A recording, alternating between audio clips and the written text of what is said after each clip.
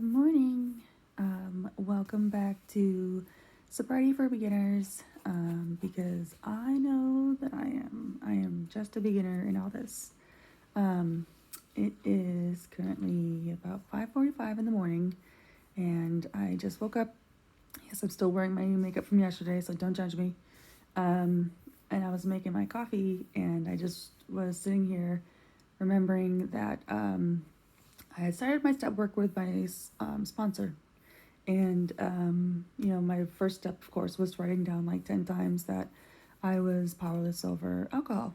The 10 times that I was, couldn't, couldn't keep myself from succumbing, from alcohol. And, I talked with her about it, and we went over the steps, and I brought it all up and stuff. But I never actually got to like say, some of the times that I was powerless over alcohol and what the stupid things that I did that I did, to go get more or go get it and stuff. And so, like some of the more recent, things that I did was one morning, this was after my accident, I had a coworker come pick me up from work because we had to work on a weekend. We had to work on a Saturday, and she drives past my house anyways, And so it was 6 o'clock in the morning. It was actually like 6:40 in the morning, and we were on our way to work. And I knew that she was one of those kind of people who didn't kind of catch on to like different social cues. She was definitely someone who didn't like catch on right away.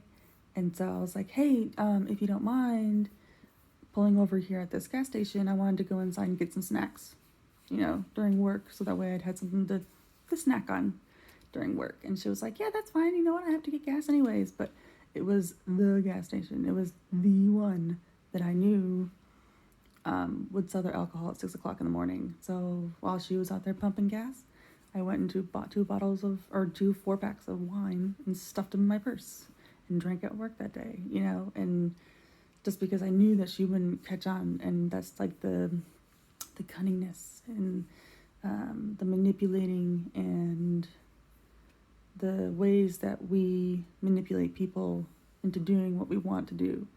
And I knew that she wouldn't catch on, so I,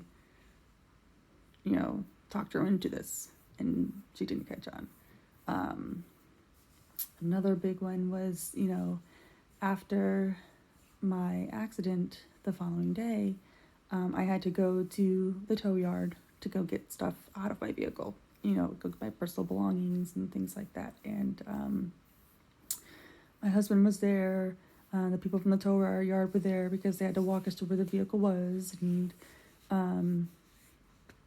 we had to, go to the car and go get stuff out and, yada, yada, yada.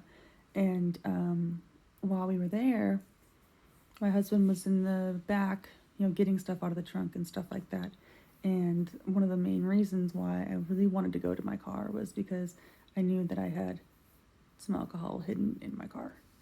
I didn't know if, anybody else had saw it or whatnot, but I wanted to, one, try and get it out. So that way when the insurance company went to go look at it, they didn't find it.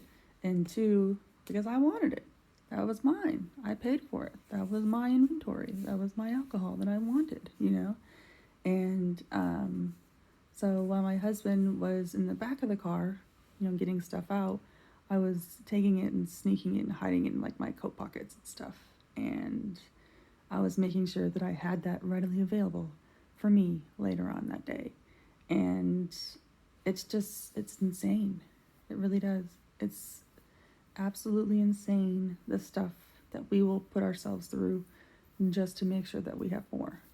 And, the way that we manipulate people, the way that we will hide it and sneak it, and the way that we will just continue to keep finding ways of having more. And it's nuts because like I would keep like a mental inventory of every single thing that I had, whether it was two hidden in my car, and it was one stuffed in the linen closet, and it was one in my purse in this pocket, and like I would have a mental inventory of exactly how much I had.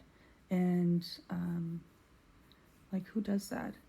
Who honestly does that? So those were like two of the things that I was thinking about this morning when I was making my coffee, because it's, early in the morning and nobody else is awake but me. I wanted to talk about those because those are just like some of the insane things that I did, because alcohol made me think that I had to have it. I was obsessed over it. I needed it.